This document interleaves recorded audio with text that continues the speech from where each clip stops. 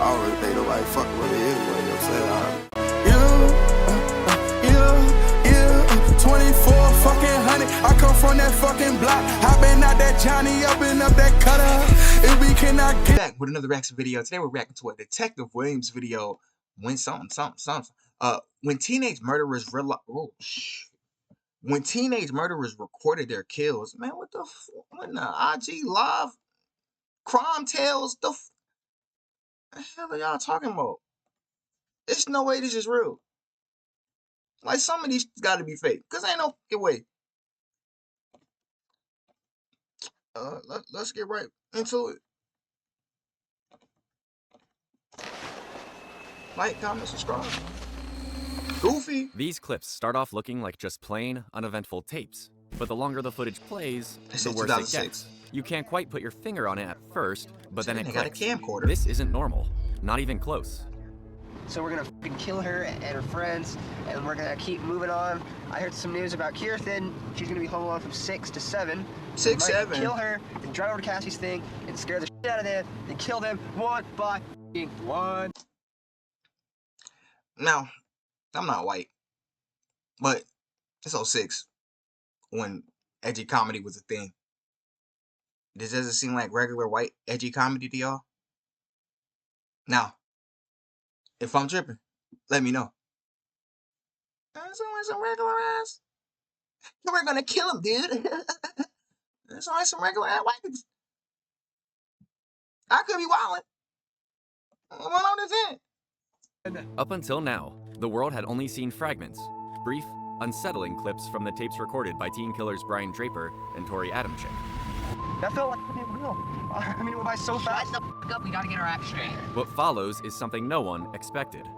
These are the lost tapes of the so-called Scream killers, and most of this footage has never been shown before. It was a quiet day in Pocatello, Idaho, when Deputy Karen Hedge responded to a call on Whispering Cliffs Drive. The home belonged to Allison and Frank Contreras, who had just returned home from a weekend away. Inside, their 13-year-old daughter, Kelsey, had made a horrifying discovery. Her cousin, Cassie Jo Stoddard, was lying dead on the living room floor. What's going on? Dead on my side. Oh my God, it's my cousin's daughter.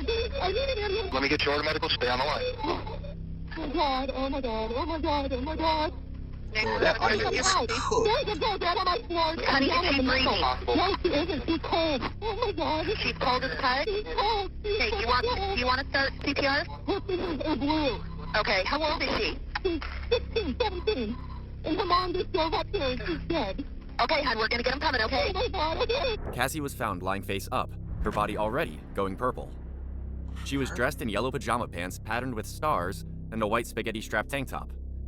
Her head was tilted slightly to the right, arms raised above her head with a slight bend at the elbows, but it was the violence done to her that stood out most. Multiple stab wounds, with two clearly visible, one in the center of her chest, the other on her left leg. Cassie was just 16. Man, how was she turning purple though? Hey, look, hello, Cassie. I don't know what the body. Quiet and kind, she had a love for music and art and dreams of becoming an attorney. She was the kind of teenager parents trusted, reliable. Are you looking to start your own business? Man, look no further than busy.com. Right now, we'll complete your LLC filing free. Focused and grounded. That's why your aunt and uncle felt confident leaving her in charge of their home for the weekend. She didn't hesitate when they asked for help. She said yes. Casey's mother, Anna Stoddard, had no reason to believe anything was wrong that day. She dropped her daughter off at the Whispering Cliffs home, watched as Cassie stepped out of their white Jeep Cherokee, walked to the front door, and disappeared inside. Then, she drove away, unaware that it would be the final time she'd ever see her daughter alive. One of the boys involved, Brian Lee Draper, was also 16 and a junior at Pocatello High School. He was quiet, a little awkward, and obsessed with horror films. He played drums, dabbled in dark themes, and saw himself as an outsider. Someone who didn't just watch scary movies, but wanted to live inside one. Brother, what? Tori Michael Adamczyk was also 16 and a fellow junior at Pocatello High. He shared Brian's obsession with horror, to the point that his locker was plastered with movie posters from slasher films. But unlike Brian, Tori had bigger ambitions. He wanted to be a filmmaker. He didn't just admire the genre, he wanted to create it. And chillingly, he saw real life as his canvas. For all you FBI agents watching this, you weren't quick enough. Brian and Tori quickly bonded over their shared love of horror and all things dark. What started as a typical teenage friendship slowly morphed into something more disturbing.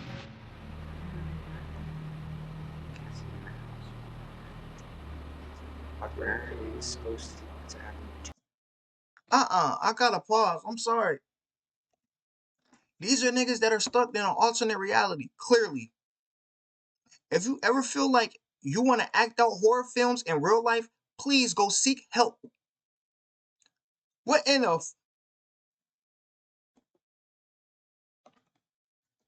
I don't know, fuck.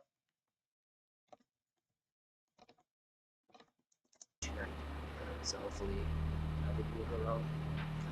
Everything will go smoothly. You said I want to leave my mark on the They world. fed This is off a each good other's way to do it. obsessions, pushing boundaries and blurring the line between fiction and reality. What should have been harmless interests turned into something far more dangerous. The beginning of a partnership built on control and violence. We're gonna go to that church over there, and we're gonna call a girl and a guy named Cassie and Matt. They're our friends, but we have to make sacrifices. So To most people around them, Brian Draper didn't raise red flags. He was seen as polite, upbeat, even likable. But behind the smile was a darker obsession. He idolized the Columbine shooters and had been quietly planning a similar attack on his own school, Pocatello High. What the His fascination hell? with mass murder wasn't just a phase, it was something the he hell talked he about, on? wrote about, and studied. Tori Adamczyk shared many of the same disturbing interests, though he didn't latch onto Columbine the way Draper did. His darkness showed in different ways. While Draper kept his more violent thoughts hidden, Adamczyk gave off a strange energy that some couldn't quite put their finger on. Friends later said they felt something was off about him, but no one could have imagined just how far that unease would go. Driven by a twisted desire for infamy and entertainment, Brian Draper and Tori Adamczyk set out to recreate the horror they idolized on screen. Inspired by the movie Scream, they decided their real-life slasher film would center on someone they knew, Cassie Jo Stoddard. They planned everything in detail, not just the killing, but the documentation of it. They wanted to capture their steps, their thoughts, their so-called legacy. The night of the murder, they parked a short distance from the Contreras home. Quietly, they got out of Adamczyk's car and opened the trunk. Inside a hollowed-out soccer bag were all the tools they'd prepared. 2 sets of gloves, black long-sleeve shirts, 4 knives, a pair of work boots, and 2 homemade masks. Draper passed the knife to Adamczyk and kept one. What's the point of the gloves if you idiots are recording this? Like, y'all are gonna get caught. What the fuck? Like, who cares about gloves at that point? What the y'all want to get caught, no? Because who would then view the films? Like, this is a dumb plan. I mean, besides the fact that you're on some whole other One for himself. With their weapons in hand and their plan fully formed, they made their way toward the house, intending to turn their fantasy into reality. Their plan was never just to kill, it was to terrify, to drag their victims through fear before the final act. Casey and her boyfriend Matt had no idea what was coming. That night, Draper and Adamczyk stopped by to hang out, watch a movie, and play the role of normal friends. At one point during the evening, Draper slipped away and went into the basement. He quietly unlocked a door that led to the garage, creating an easy way in for later. It was the first step in what they had spent weeks preparing. Oh, okay. Hours later, after leaving and gearing up, It's a finesse. they returned in secret. Back door. They crept into the basement and shut off the lights using the electrical panel. Then, Draper broke 2 ashtrays on the staircase, hoping to draw Cassie down to investigate. She didn't come. Frustrated, they waited in the dark, knowing they'd have a better chance once Matt left. Adamczyk called him and learned that Matt's mother would be picking him up soon. Cassie, clearly unnerved by the strange power outages and broken glass, asked if Matt could stay. His mother said no, but offered to let Cassie spend the night at their home instead. Cassie declined. She had made a promise to house sit and watch the family's dogs. As always, she chose responsibility over comfort, never knowing it would cost her everything. now we just gotta wait, and yeah, we're really nervous right now, but you know. After Matt left, Draper and Adamczyk put their twisted plan into motion. They suited up, black long-sleeve shirts, gloves, and the homemade masks, one red, At one any time white. they could have stopped doing this shit. Quietly, they crept back upstairs, hoping one final noise might draw Cassie out. Draper shut a door loudly, trying once more to bait her. But again, she didn't move. Brother, I'm not They were moving. done waiting. With knives in hand, the two entered the living room where Cassie had been resting. What happened next was pure horror. Whether it was Draper or Adamczyk who struck first remains unclear, but together I they would have launched got a that brutal chop as soon as I would attack. have heard a noise. Cassie was stabbed 30 times. I'm In the blowing. chest, neck, limbs, and torso. She fought, but there was no escape. That night, September 22nd, 2006, Cassie Jo Stoddard took her final breath. Later, peace, Cassie. Draper would admit to something that stuck with investigators. He said the sound of Cassie's scream was different from anything he'd heard in horror movies. It was real, he said. Well, duh. The tapes they left behind spanned from March through the night of the murder. Hours before the killing, they recorded themselves driving around, casually discussing whether another friend was home alone, so they could kill her instead. It wasn't just about Cassie. Frankenstein? It was about whoever was most vulnerable that night. The earliest clips in the recovered vlog make one thing horrifyingly clear. Brian Draper and Tori Adamczyk weren't just looking to kill Cassie, they wanted more. We're going for a high death count. We're not going not to get caught, Ryan. If we're going for guns, we're just gonna end it. Their conversations reveal a disturbing obsession with body count, casually talking about how many people they hope to murder. And we're just gonna grab the guns and get out of there, kill everybody and leave. We're going to make history. We're gonna make history. Cassie's murder wasn't personal. It was the final step in what they hoped would be a string of killings. Dark Their history. ultimate goal was fame. Just like the killers they idolized, they wanted to be remembered. And tragically, they ensured that Cassie Jo Stoddard's name would be remembered with them. For all you FBI agents watching this, you weren't quick enough. You weren't quick enough and you weren't smart enough. And we're going over to Dixon's house.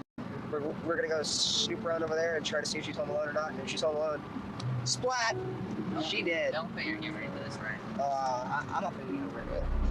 At one point during the footage, Draper tries to be funny, but Adamczyk immediately shuts down. Draper quickly backs off, almost instinctively. It's a subtle interaction, but it reveals something deeper, a potential imbalance in their dynamic. Right. Throughout the tapes, this pattern repeats. Draper often looks to Adamczyk for cues, and Adamczyk rarely hesitates to correct or redirect him. While both teens share responsibility for the crime, moments like this raise important questions about influence and control. Who was truly leading? Who pushed the plan forward when doubt crept in? As their chilling plot plays out, it's worth examining who held the steering wheel in the lead up to Cassie's murder and who followed without question. Yep. I mean, they're both equally guilty. Same amount of time for me. Memories will fade. I wonder what movie you got that from, Brian. Myself. That was myself. No wonder it was so lame. Okay, we're on our way, and I'll let you stay tuned. See, but nigga can't keep disrespecting me, and we just caught a body together. You're next. Already snooped around her house a couple times. She's not home, so. And you dropping a V? And we're gonna call a girl, a guy named Cassie and Matt. They're our friends, but we have to make sacrifices. So, I feel. You would have been the next sacrifice, tonight, Brian. Tonight, and I feel really weird. It's having stomach and stuff, and I feel like I want to kill somebody. I know it's not normal, but what the hell? I feel we need to break away from normal life. Rise is light. Because, let's say it this way. Parents, along with their parents, and so on, taught them about God, Jesus, the whole bullshit line. I'm sure you guys believe in God as well. I realized when I was in 7th grade, you don't believe in Santa Claus or vampires or werewolves. They're used to metaphor, not to let. They teach their kids back in the 1800s, I learned this in English class, about telling their kids that you can't go outside or a vampire will get you, just to make their kids stay and do what they want to do. God is basically the same way, trying to get people to do good, or else, so-called, you go to hell. And we're obviously going to hell if it's real, but you know what, who gives a shit. Yeah. Though Adamczyk was described by teachers and family as struggling with critical thinking, the tapes suggest something more complex. In one moment, he gives a surprisingly advanced take, arguing that allegories and religious beliefs were created by parents to control their children. Too bad he said it like he was infantile. Like that's he's not advanced, brother. That nigga is processing at a 3rd grade level. What the are you talking about?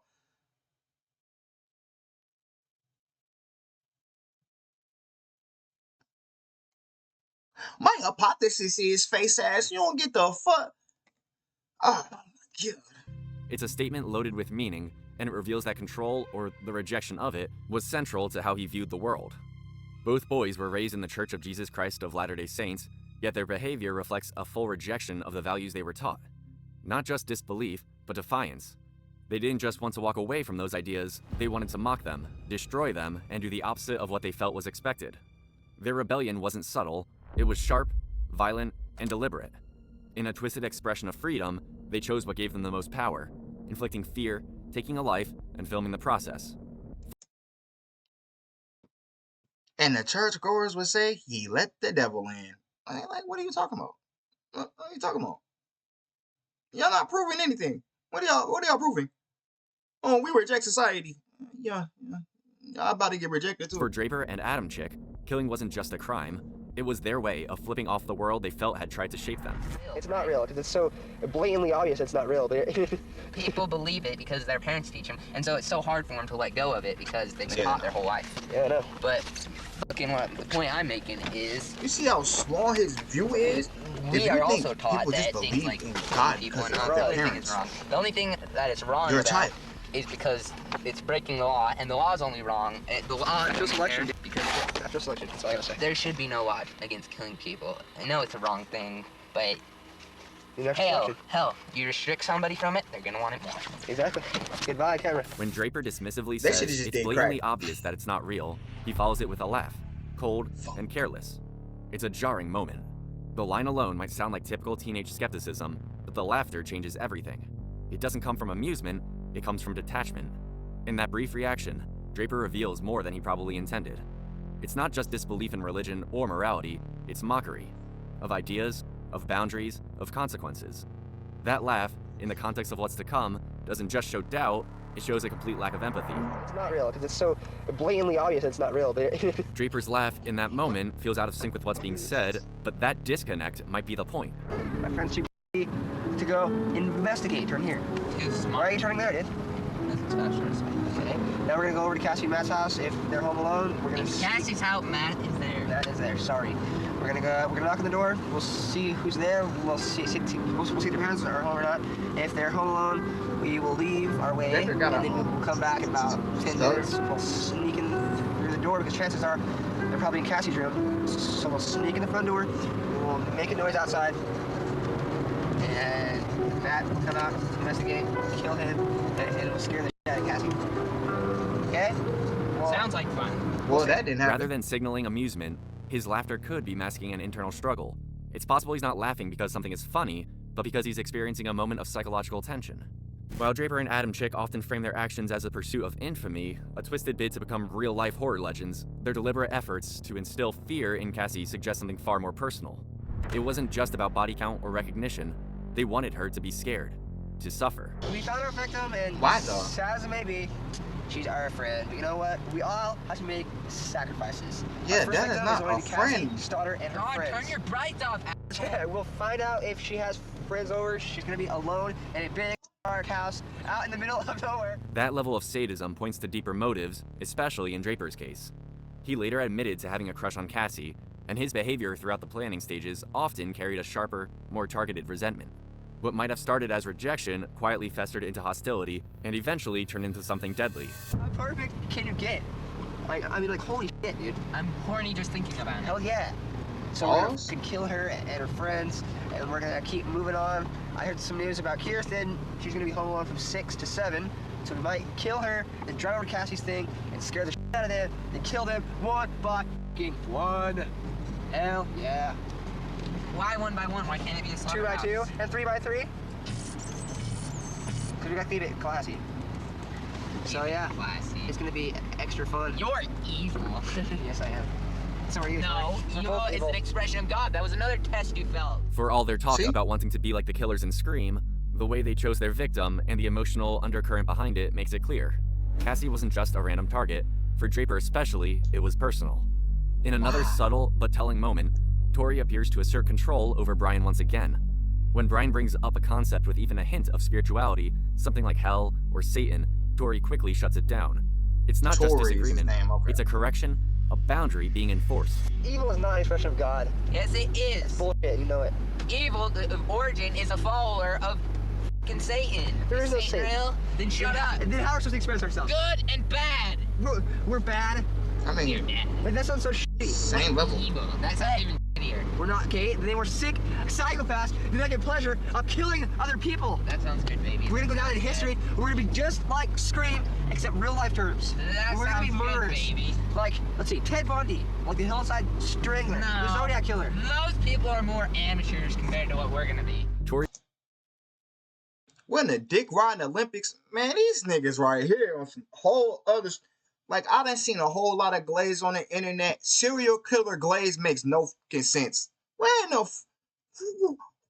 what the fuck? What else to do in Idaho, but this.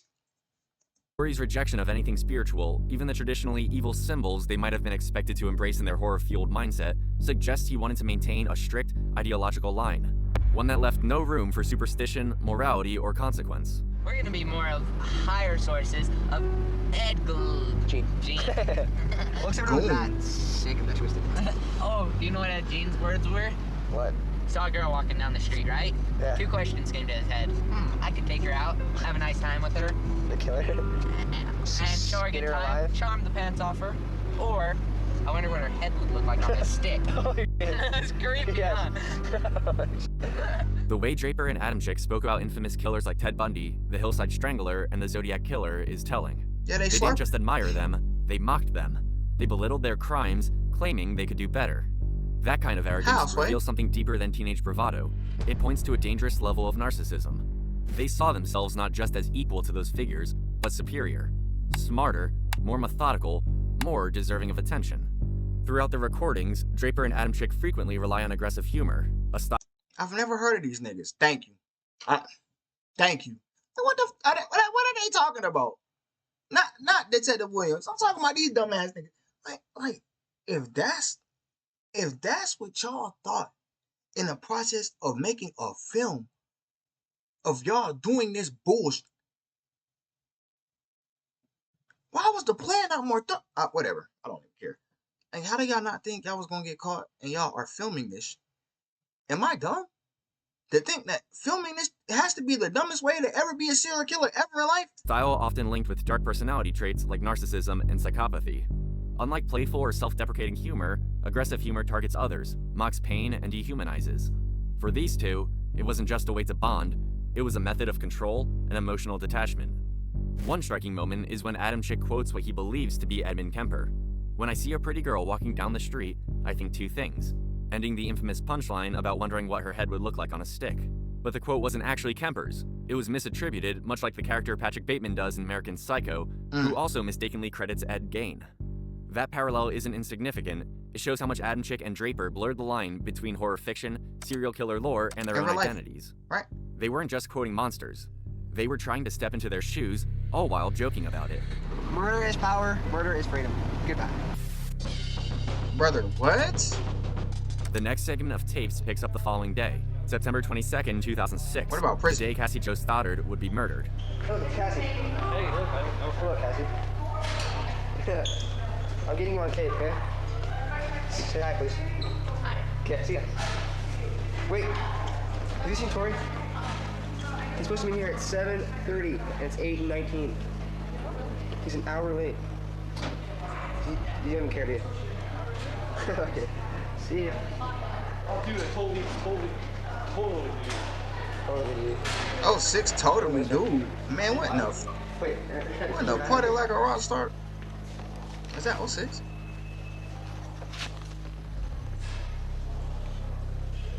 Damn, 06 about to be 20 years ago. Ain't that crazy as hell?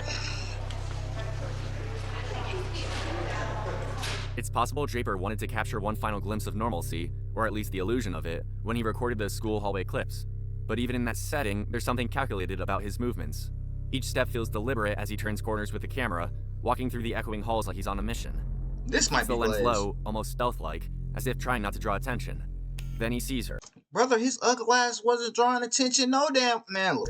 Cassie, alone at her locker. After quietly capturing Cassie on camera, Draper immediately retreats into a nearby bathroom. There, he turns the lens on himself, filming his own reflection in the mirror. It's a sudden shift, from predator to something more introspective. It's as if the moment of seeing Cassie up close triggered something.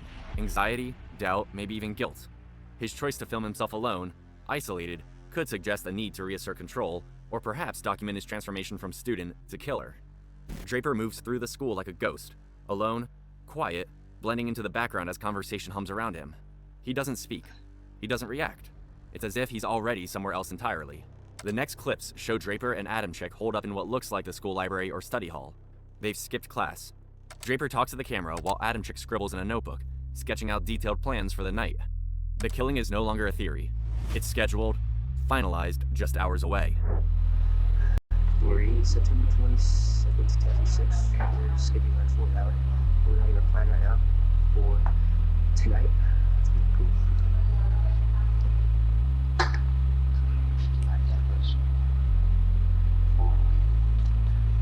We're actually tonight.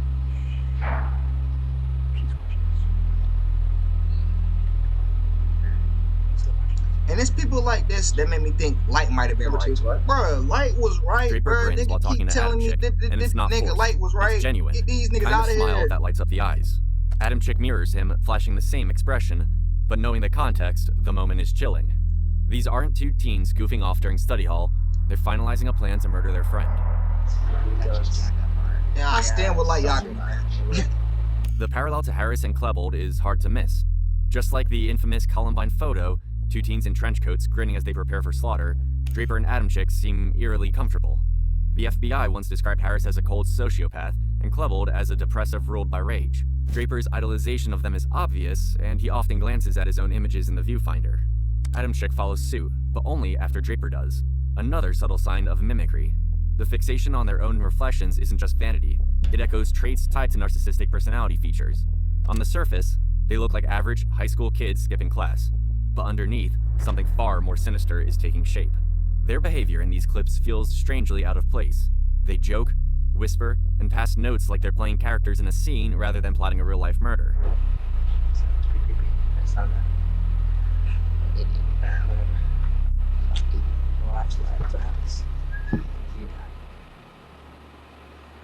That disconnect, the harmless energy of a teen comedy layered over premeditated violence, makes the footage even harder to stomach.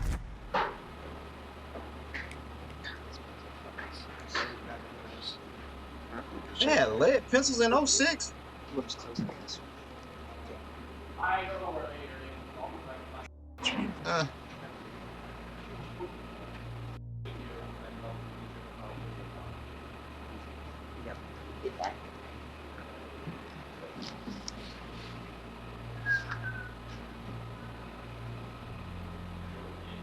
What the hell is Brian doing? Being an ugly nigga. Teacher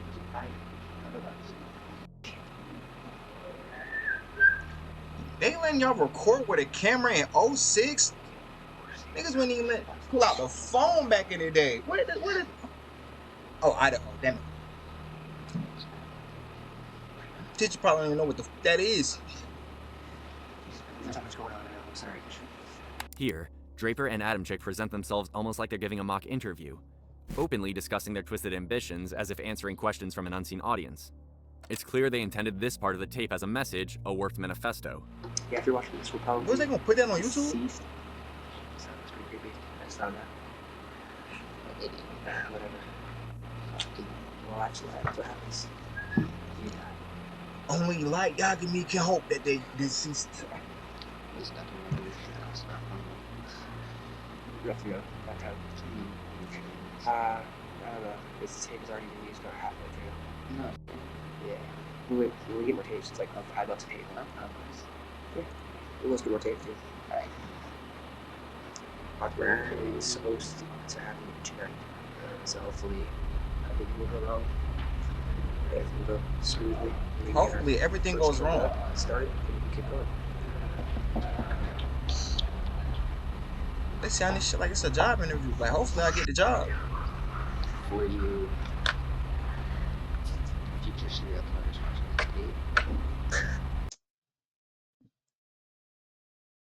Yep. I checked out. I'm good. I'm good on this. That motherfucker's crazy. For you future serial killers watching the tape, man. That's the end of the video. Make sure y'all like, comment, subscribe, share the video, share your thoughts on the video in the comment section below. Hit notification bell so you can see everything when I drop videos on the channel. I'll catch y'all in the next one. Stay safe, y'all. This motherfucker's crazy with it. Like, how did we get here? The man them said, for you future serial killers out here, what the fuck? My thing is, it's 18 more minutes left in the video, 20 minutes left in the video-ish, and the nigga is telling me that they have plans for more people. God, please tell me they didn't get more people. What the Baby slide.